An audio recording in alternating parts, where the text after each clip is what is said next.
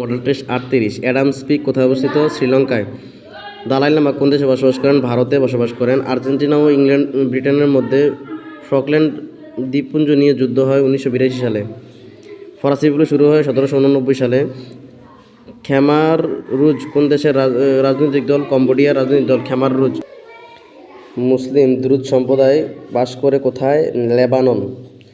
আকাবা সমুদ্র বন্দরটি কোন দেশের? জর্ডানের সমুদ্র বন্দর। মিশরের রাজতন্ত্র অবসান হয় 1952 সালে। নিচের কোনটি প্রাচীনতম রাজধানী? পাটালিপুত্র হচ্ছে প্রাচীনতম রাজধানী। চিত্ত উত্থান বইটির লেখককে? হায়াত মাহমুদ। বাংলাদেশের প্রস্তাবিত 65তম জেলার নাম হচ্ছে ভৈরব। বাংলায় আগমনকারী ইবনে বতুতার দেশ হচ্ছে মরক্কো। বাংলাদেশের প্রথম বিশ্বকাপ ক্রিকেটে অংশ নেয় 1999 সালে। বাংলাদেশের জরুরি অবস্থা ঘোষণা করতে পারেন হচ্ছে রাষ্ট্রপতি। টেস্ট ক্রিকেটে বাংলাদেশ কততম ম্যাচে জয়লাভ করেন? 35তম ম্যাচে জয়লাভ করেন। ইতিহাস হচ্ছে অভিজাত শ্রেণীর সমাধি ক্ষেত্র উক্তিটি বলেছেন এরিস্টটল। বাংলাদেশে এশিয়াটিক সোসাইটি প্রতিষ্ঠিত হয় 1952 সালে।